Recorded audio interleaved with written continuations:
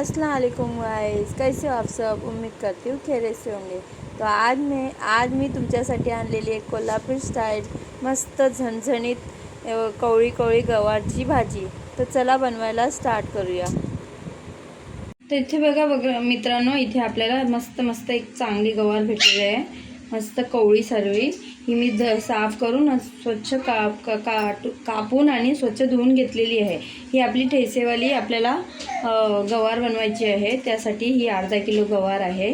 तिला मी स्वच्छ साफ करून आणि धुवून घेतले। तिथे थोड्या मिरच्या, 8-10 मिरच्या आणि थोडेसे लसूण। तर चला आता ठेसा बनवूया। तर का मित्रांनो, गॅसवरती एक कढई ठेवायची, त्याच्यावर मी 1 चम्मच टाकलेलं आहे तेल। आता याच्यात आपण ह्या मिरच्या सोडूया आणि मिरच्या मस्त फ्राय करून घेऊया। मित्रांनो, अशा पद्धतीने आपल्याला मिरच्या भाजून घ्यायच्या आहेत।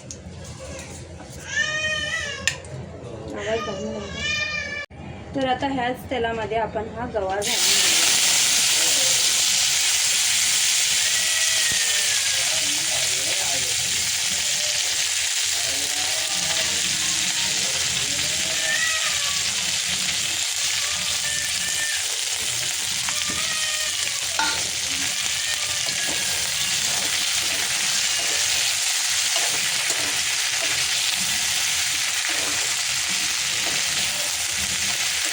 गवार मस्त कलर त्याचा चेंज होईपर्यंत भाजून घेऊया चांगल्यापैकी।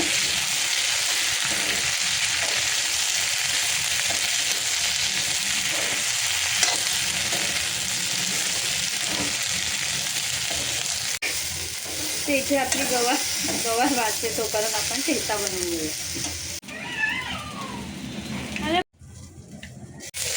तर इथे बघा मित्रांनो, आपली गवार ही बनवून रेडी झालेली आहे।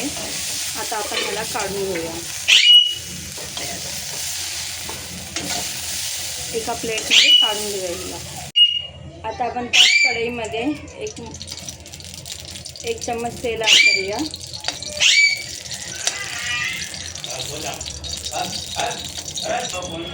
थोडंसं जिरे, थोडंसं हिंग। तर इथे ठेचलेलं लसूण आणि मिरचीचा ठेचा टाकूया। 2 मिनटं यांना चांगलं भाजून घेऊया, जेणेकरून त्याला लसणाचा थोडासा कच्चा पण जायसाठी। तरी इथे लसणाचा कच्चा पण निघून गेला आहे। आता आपण याच्यात हळदी पावडर टाकूया,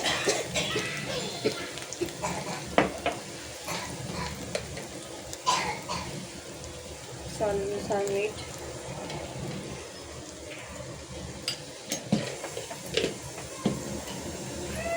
आणि ही गवार ॲड करूया।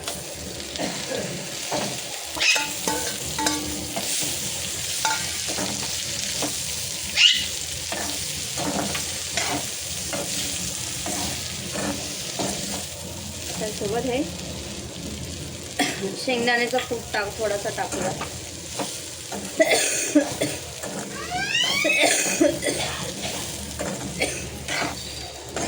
तर इथे आता 2 ते 3 चम्मच दही ॲड करूया फेटलेलं,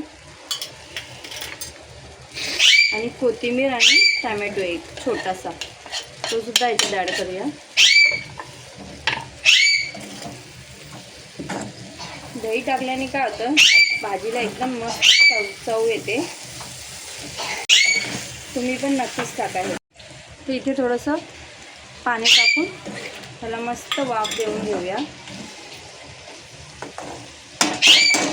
त्याला 10 मिनटं वाफेवरती शिजवून घेऊया। तर मित्रांनो, इथे आपली 10 मिनटं पूर्ण झालेली आहे। तर आपली भाजीसुद्धा झालेली आहे। आता आपण गॅसचा फ्लेम बंद करूया।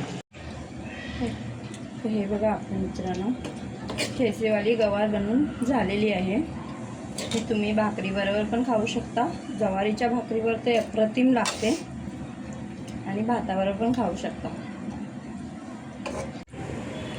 तर ही बघा मित्रांनो, ही आपली गवारची भाजी झणझणीत आणि झटपट बनणारी रेसिपी तयार आहे।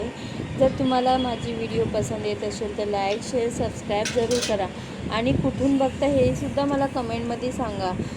अल्लाह हाफिज।